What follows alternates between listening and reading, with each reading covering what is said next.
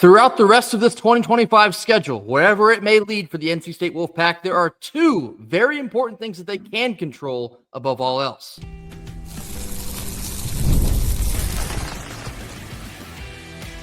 You are Locked On Wolfpack, your daily podcast on the NC State Wolfpack, part of the Locked On Podcast Network, your team every day. What's up, Wolfpack Nation? It's time to get locked in with Locked On. Thanks for making Locked On Wolfpack your first listen each and every day. We are free and available wherever you get your podcast and on YouTube. Part of the Locked On Podcast Network, your team every day. Our Wednesday show is brought to you by FanDuel. Right now, new customers can sign up today, bet just $5, and if that $5 bet wins, you'll get $300 back in bonus bets to use across the app. Download the app today or head over to FanDuel.com in order to get started. What's up, Wolfpack Nation? Back in the saddle here on Wednesday. As always, I'm Grayson Boone, joined by former Wolfpack defensive tackle Kenton Gibbs.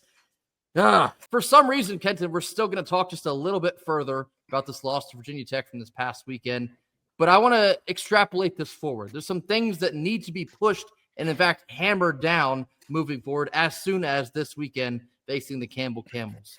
Something that really jumped off of the page or the stat sheet or even off of the camera if you're watching at home on Saturday night.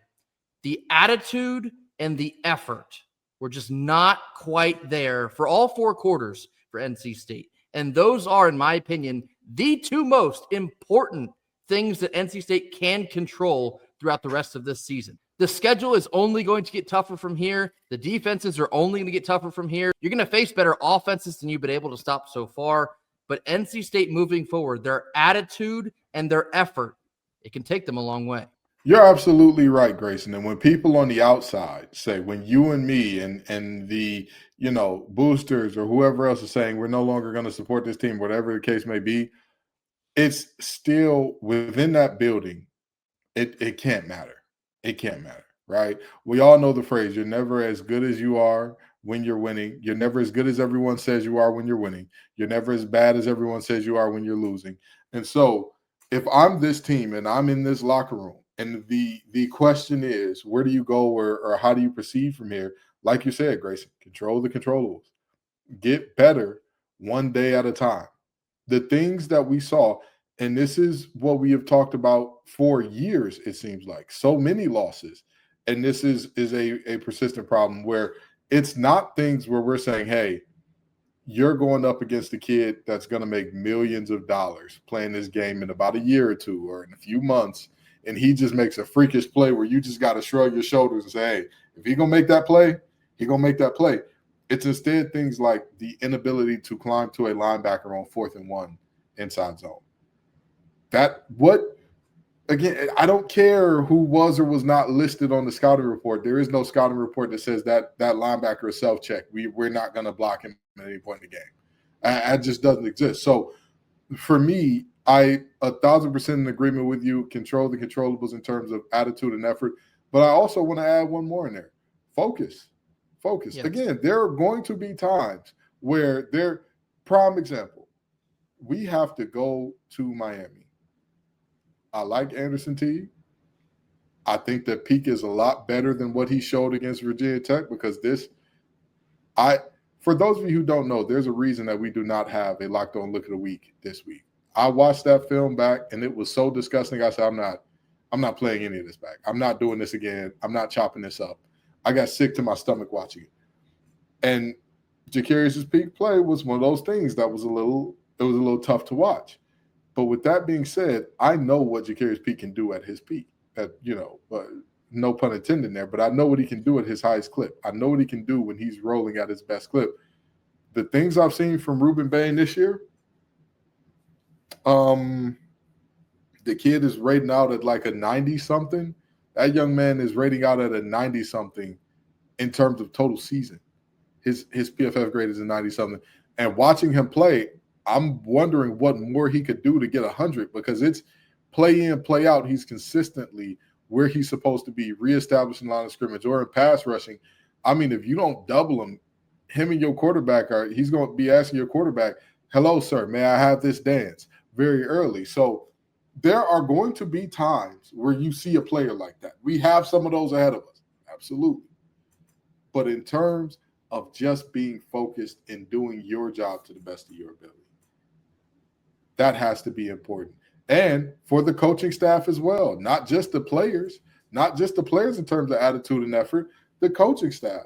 Are you trusting your players? Are you affirming your players, saying, hey, listen, last game wasn't what we wanted it to be, but what I do want to see, I believe in you and I trust you to execute these simple concepts. I believe in you and I trust you to execute more complicated concepts. I believe in you and I trust you to do your job on this play.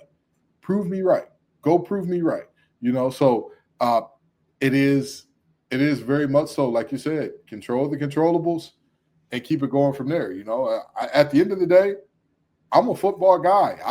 I didn't play for who was the basketball coach when I was there? I didn't play for Godfrey. I interviewed him a couple of times. Seemed like a cool enough guy, but I'm not a basketball guy. I would much rather be talking football through and through, especially when football is on. However, it's just kind of where the fan base is right now, that folks are not getting the warm and fuzzies from this team. So if you're in that locker room, it does not matter. Keep your head down, keep working, because while the fans may not believe this and while the fans may not want to hear this, I said this before when the fans didn't want to hear it, every game in front of us is winnable. There's not a single game that I'm looking at where I'm like, there's not a snowball's chance in hell in this game. I'm not looking at one game like that. I am looking at some games saying, if you don't do this thing and this thing, we're cooked. But there are almost every game, if we play our best, we can do it. However, what does that look like? How do we get there? How do we play our best? So this season has been a disappointment so far. And a lot of people are talking about Davis pulled himself back from the brink. I believe Corey Smith wrote an article about, can Dave cool off the hot seat one more time? It's not about that.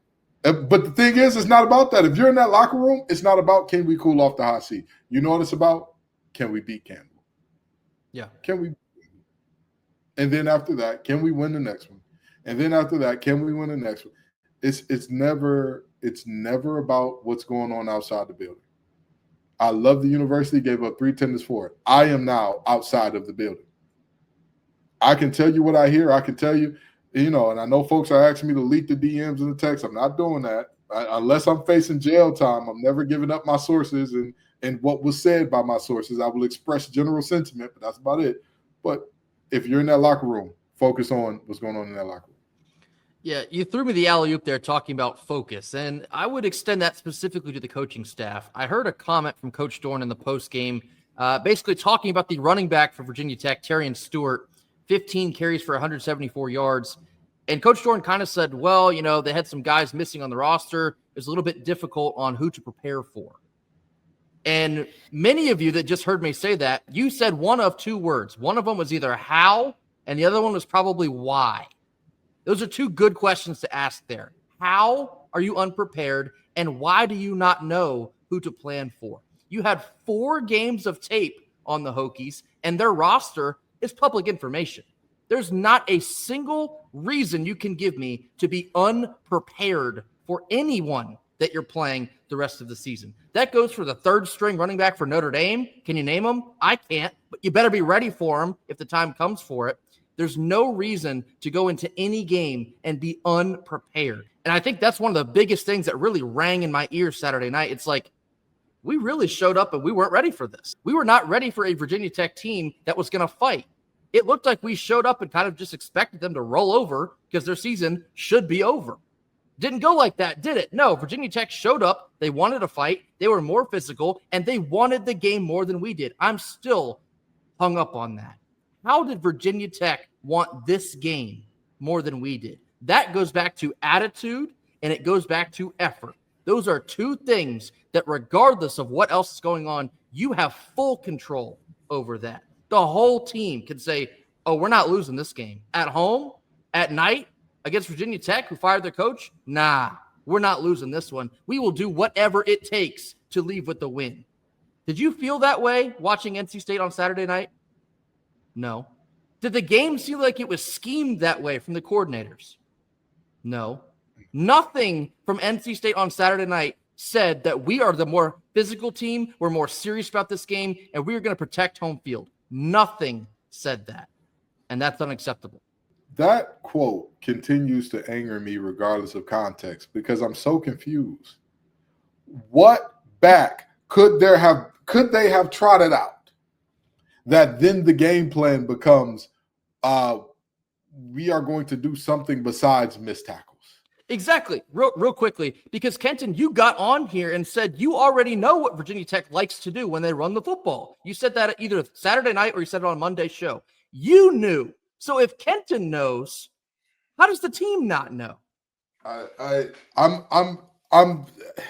in the words of Frank Sinatra, I'm bewitched, wilder than bewildered, not in love, but in anger in this instance, because what do you mean? What do you exactly? You could have the argument that this guy's a power back, this guy's a scat back, sure. But you know what the common denominator is about both if you have to play them? Both of them have to get to the ground. You have to take both of them to the ground or out of bounds. It does not matter. The Lion does not concern himself with whether or not it is a power back or a finesse back. He instead concerns himself with getting him to the ground. This is the stuff I mean when I say I'm so thoroughly confused by some of these quotes, and I'm so frustrated with it because, again, I know that there's no right answer. And let me throw that out there right now because I want to be as fair as possible. On this show, we say no fluff pieces, no hit pieces. So I want to be as fair as possible. There's nothing you can say right after a loss like this. Let's just go there. There's nothing. However, there are things that are even more egregiously wrong. You could have the boring wrong of we didn't show up. That's on me. I got to do better as a coach. We know, and we will still be angry about, but you know what? Sure, whatever. We didn't know who to prepare for? What team, what back can you prepare for where you say, tackling is optional this week, guys. This running back is that small, that frail, that thin. Tackling is optional. We're playing the fish from SpongeBob who breaks his legs every morning and tears his skin every night. So don't worry, we don't got to tackle him. We could just say mean words to him and he'll fall. Sorry, that back doesn't exist in ACC play. Even guys who come into a game with 65 yards all year, banged up all year, will take you for a ride, for a career day, if you let them. So I'm just thoroughly disappointed, man. I entered the segment with 2 words, and I think now I leave with 4. Attitude, effort, preparation, and focus.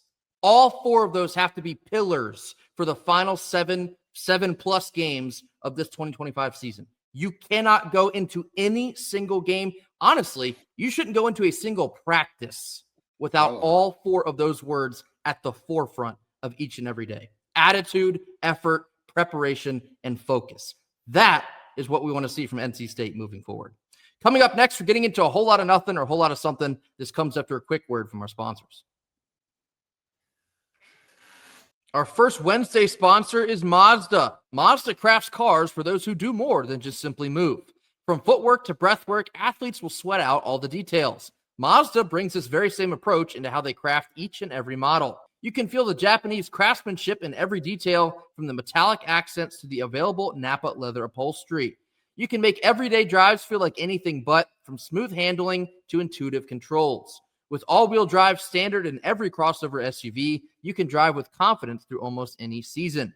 Like players, Mazda sweats out every detail, because when you make every move count, impossible becomes irrelevant. Mazda, move and be moved.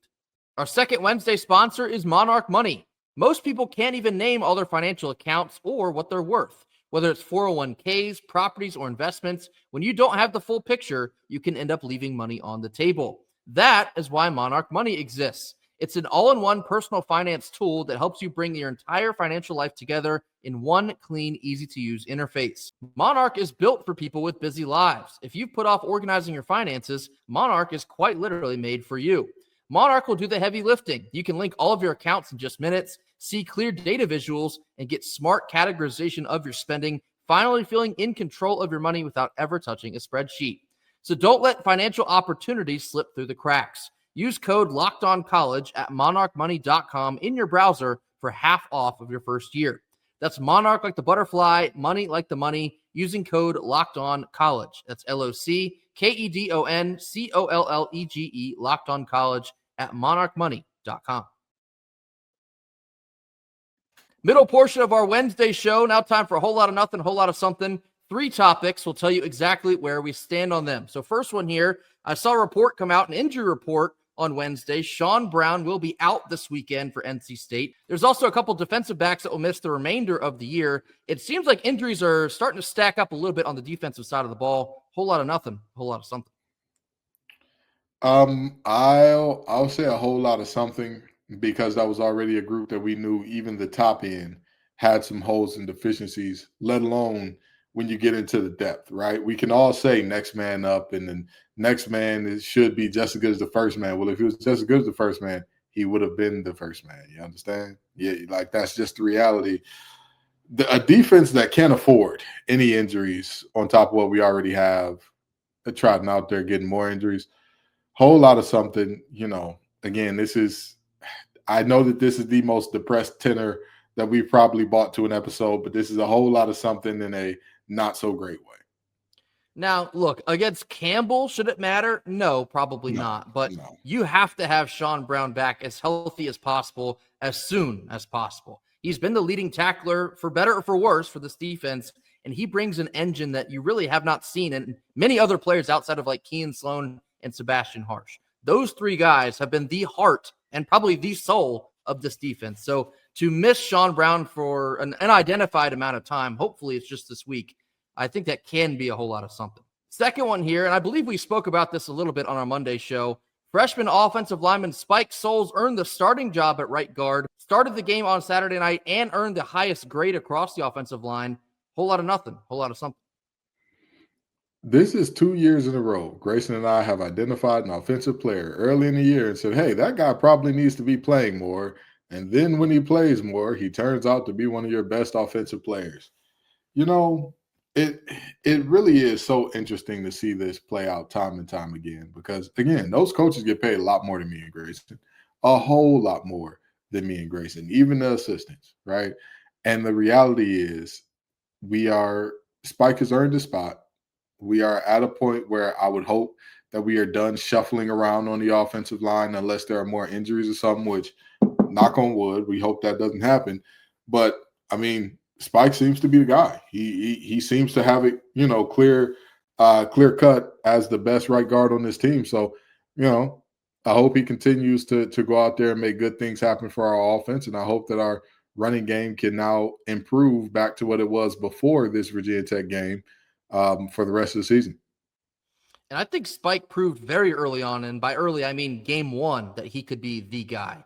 A freshman offensive lineman getting as much run as he has so far in the season, it tells you that all the buzz in the preseason, it wasn't nothing. It's very for real. And I do expect him to hold that starting job at right guard, because it's been a little bit of a revolving door so far. And for Spike to get to start on Saturday night and earn the highest grade on that line, I don't see any reason at all you don't continue with him there. And you may see him a little bit at some point at center as well. Obviously, he's a natural center. That's a position that he came to state to play. So we'll see what happens there. But Spike getting his starting job at right guard, most certainly a whole lot of something. Last one here, basketball related. We spoke a little bit last week about Cole Kloer. He's the number 27th ranked national player. He released his Final 5 that had NC State in it. And on Wednesday, he announced a very specific school would no longer be getting a visit from Cole, the Dirty Foot Club. So if you're reading the tea leaves like I am, we're inching closer to a commitment, and it's now down to NC State, Alabama, UConn, and Florida. Whole lot of nothing, whole lot of something. You saw what just happened there, Grayson. The show just stopped a little bit. You know why? It sure did. Because Will Wade got him a showstopper on his hands. He's reeling them on in. He's pulling on that line a little bit to get him here in the Wolfpack red and white. But very seriously, I mean, look at the caliber of teams that we're amongst right now, right? With the omission of the Dirty Foot Club, we're looking at multiple teams that have all been to a Final Four or national championship or national champions in the last, 2 to 3 years, basically? Like that's the type of caliber that we're going with. And for as much as I don't like those bozos over in Chapel Hill, when you talk about historic brands in college basketball, that's one of them. So to see that we're punching in that weight class now is a great thing. But for all the love and respect and reverence that we paid to the Slater and Wade combination, you got to finish it off, because NC State have been the kings of none and dones. We've been the kings of almost. We were the kings of, oh yeah, John Wall grew up right down the street. We almost got, oh yeah, Devin Hester, if Granny wasn't sick and didn't want him to stay home, oh yeah, we would have got Channing. I don't want to hear no wouldas. I don't want to hear no couldas. I don't want to hear no shouldas. I want to hear this young man making the roof blow off the PNC, and then I'll be excited. It's definitely a whole lot of something. And keep in mind, Cole Clower is from Hillsborough, North Carolina, which is actually closer in proximity to Chapel Hill than Raleigh. But we also come to understand that he did grow up an NC State fan.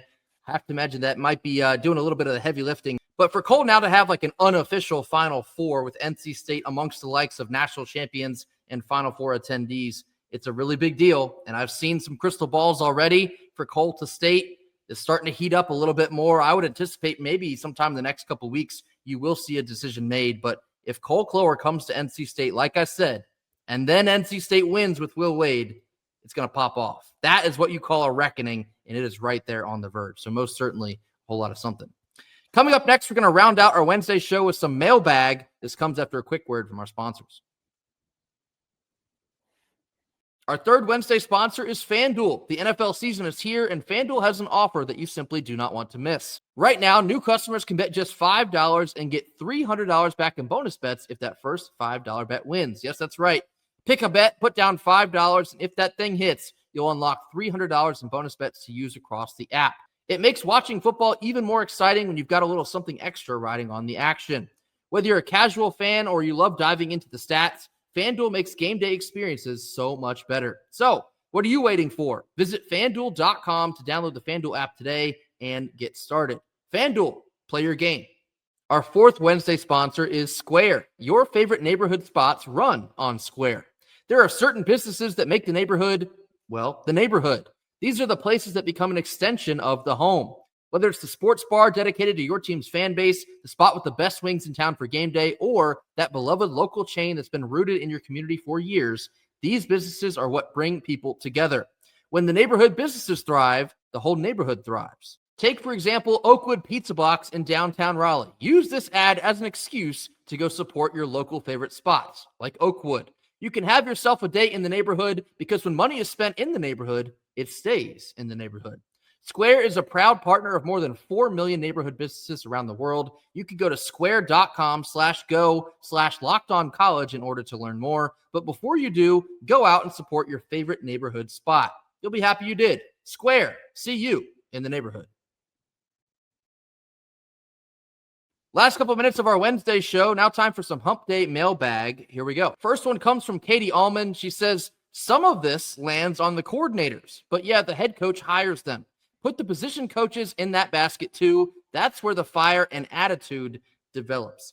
I wanted to spend a couple minutes talking about this because this is true. And a lot of time after every loss, everyone goes immediately for Dave Dorn.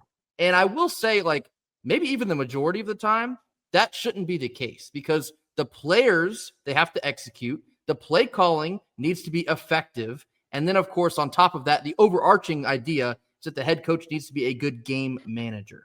Now, what I saw on Saturday, and this is kind of the theme of the other two comments as well, that was a total program failure. It was a Dorn failure, a Kurt Roper failure, an offense failure, a defense failure, a CJ Bailey failure. The whole team failed on Saturday night. So it was not just Doran, and I know that becomes a very easy target, like I said, but everyone needs to take accountability for what we saw on Saturday night, not just one person. Well, the thing is, the head coach is going to get the credit when things are going great, and Correct. the head coach is going to get the blame when it's going bad, right? There was no delineation for, man, this is Coach Drink's offense right now that's putting up all these records and doing all these great things. It was, no, Dave Dorn's got this team rolling. There was no, man, Ryan Nielsen is coaching the heck out of the D-line right now. It was, no, Dave Dorn's put a bunch of guys in the NFL on the defensive line. what a time. You know, it wasn't Coach Urinovich was popping out a high volume offensive lineman in the league. It was, Coach Doran's getting a good amount of O-linemen in the league. So you get the credit sometimes when it may not be due, but you also take the blame sometimes when it shall not be due. And at the end of the day, here's the real big one, because credit, blame, how the outside world feels about you, you can't really buy a house with that. You can't really pay a mortgage with that. But you know what you also get? The head man check. And when you get that head man check, everything else comes head man with it. You can't take the head man check and then say, I don't want nothing else. But with that being said, the things that are going wrong or that have happened with this team, I understand the thought of this needs to go on the coordinators, this needs to go on the head coach, this needs to go on everybody. This needs to go on everybody. But I will say, the one thing that I will say, if I was to defend any position coach, any coordinator, anybody along those lines, I'm confused because the defensive coordinator or the defensive situation puts us in such an interesting paradox, Grayson. Right. Yeah. On one hand, DJ Elliott was not there because of the passing of his child, and we, we're never going to act like everybody on this show is robots and all that, because we all know we all have life situations. Right. There is still a part of me that says, why do we never run man? And even beyond that, there's another part of me that says, why have we not, over the course of all of these games, been able to make tackles? Because that's a large part of what the defensive coordinator's job is. Set that tone and tenor for violence. I'm a big believer in 90% of all problems in the world can be solved with words. But there's that 10%. And a lot of things in football fall in that 10%, where it's about you being bigger, angrier, and nastier than the guys across from you. And it does not seem like we have that level of violence. So while I do give DJ Elliott credit for having players in position constantly, we showed the Locked On Look of the Week against UVA, where we had 3 players contact the ball within 3 players at minimum. And that's me being very generous in terms of players who were not being blocked, contact the runner within a yard of the line of scrimmage. That's been the case a lot this season. Guys have been there. It's just, a play's in front of me. I don't really like money. I don't need no more money in the NIL. I don't need to go to the NFL. I don't need to make this tackle. It don't mean that much to me. Oh, this guy's strong, and we didn't know who the game plan for, so he's going to run me over now. It puts you in such an interesting headspace, because guys are there, and hypothetically you say, well, just execute the tackle. You're the player. Do that. But then you also are stuck wondering, it's not one player that's missing a lot of tackles. It's not 2 players. It's an entire defense of guys that are constantly missing tackles, which brings up a different conversation. And I want to extend that for just a quick second to the offense. And I'm not doing this to put him on blast, but there were several situations on Saturday night where CJ Bailey held onto the ball for far too long. And he looked like the freshman version of himself instead of the developed sophomore version of himself. And the wide receivers were open, but CJ was kind of scampering around and trying to extend a play. And then he would either take a sack. And there was also a couple times where CJ would extend for too long and head over to the sideline where he would get knocked out of bounds, still with the ball in his hand. That's unacceptable. You have to get rid of the ball in those situations instead of taking a loss for absolutely no reason. So, the instances like that, that's on the player. CJ Bailey, he's got to be better. So you can blame Roper, you can blame Dorn. At the same time, you got to understand the players still have to be in position and still make the play. That part is important too. And Kenton, I know you've said this a lot. A lot of coaching is what you teach and what you allow.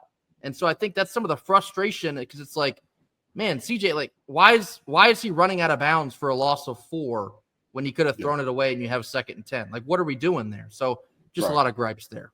Next one comes from Eric Hoffman. He says, this loss is a statement loss for the program. Such an embarrassing loss at home. Our performance was pathetic. Our fan base deserves better. Coaching was awful. Our players' lack execution is unacceptable. Our defense is anemic. Time for a coaching change. There was no hard, tough together in this team. Dave's time is up. So Eric certainly had a lot on his chest. I want to hone in, though, on there was no hard, tough together in this team. Wholeheartedly agree. And it goes back to what I was talking about with attitude and effort. For a team that prides themselves on HTT, hard, tough, and together, I think NC State went 0 for 3 in that category on Saturday night. They did not play hard, I thought, for all 4 quarters. They did not look like the tougher team because Virginia Tech pushed them around, and they did not play together. They did not play complementary football. When you go 0 for 3 on your own team pillars, to me, that's a problem. Hard, tough together was absolutely not there. And it's a shame because I talk about this all the time, but as a football team, as a football player, everything you want is on the other side of hard. That's just the reality. Everything you want is on the other side of difficulty. Everything you want is on the other side of strain. What do I mean by that? If you want to get a stop, if you want to make a tackle, you have to force a grown man against his will to the ground. Are you willing to strain to do that? If you want to block, if you want to have a combination block where you're working up to a linebacker together, you and another lineman have to make the conscientious decision. We are going to be physical, violent, and nasty and coordinated because we are going to have both of us outside hand and arm free while we're working this guy with our inside arm, and we're going to go to that next level. Are we ready to do that? Or not both of us with our inside arm? I'm sorry. One guy with their inside, one guy with their outside. You get the point. Both guys keeping their outside arm and leg free in case wherever that linebacker goes, great, I'm ready to bring the funk. Or we're going to knock this guy off the ball so tough, we're putting him in the linebacker's lap. Are we ready to do that right now? We just weren't. So, it's a unfortunate, it's a sad commentary, but here we are nonetheless. And last one comes from Joko Wolf. They say, after the Wake Forest victory, I told myself that we had to go 3-0 over the next 3 games in order to have a season outcome that moved the needle in a positive direction. Duke, Virginia Tech, and Campbell are all must-wins, We're 0-2 so far over those next 3 games. I think it's over. All the energy in the room points to it being over. I do think that we should save Dave off to Valhalla with a little bit of dignity and grace, however. The reason I put this in here is we want to talk about momentum. And we harped, man, if you beat Duke, you're in a great spot to go 6-0. Man, if you take care of Virginia Tech after that, you're in a great spot to go 6-0. Well, you've crashed and burned now twice in a row, and you're 3-2. You have Campbell coming up on Saturday, and I know I keep calling it a free space. Perhaps I should no longer do that because nothing is given. But the momentum is a very interesting point to hammer home here. And it kind of speaks to everything else we've already talked about in this episode. How will NC State recover from 2 very painful losses now moving forward? Campbell shouldn't exactly be a big strain, but you still got to use that game to correct a lot of the things that have plagued you so far. You have to use this game as valuable reps for the offense and for the defense, maybe even valuable reps for the coaching staff as well. This game is not just a freebie. It should be used very intentionally in terms of momentum. I'll tell you, the last sentence is what stuck out to me there. I got to be honest. I do think we should send Dave off to Valhalla with a little bit of dignity and grace, however. I agree. And I'm not just saying that because he's the guy that brought me here. I felt the same way about Keats after what he did the year before. And said, hey, if we're going to send him off, let's let him have his time and all that, and not cut him off at the kneecaps in the middle of the season. And unless we look non-competitive in multiple games coming up, I have more than a suspicion, I will say, that that's very likely going to be the case. It's very likely going to be that case that it's not going to be a Mike Gundy middle of the season type of thing. But, it's, again, unless Coach D's got some Miracle Man juice left in him, it's probably play the boys to men because we may have come to the end of the road. I'll put it a little more blunt than that. For everyone wondering why Dave has not been fired yet, he's not going to be fired. The decision, if there is one, it will be made at the end of the year. But do not expect him to be fired. It's not going to happen unless, like Kenton said, there's just complete lack of institutional control and you have players fighting and you're missing players on the team. People quit. You're getting blown out 70-0. Maybe then you have the conversation. But I don't expect that to happen. So if you think he's going to be fired, let that go. It's not going to happen. The conversations will resume, I'm sure, after the season is over. That will do it for us here on Wednesday. As always, thank you all so much for joining us. Be sure to hit that like button. Drop your comments in the comment box. Mash that subscribe button if you have not already. We'll see you back here on Thursday for more. Until then, go Pack. Go Pack.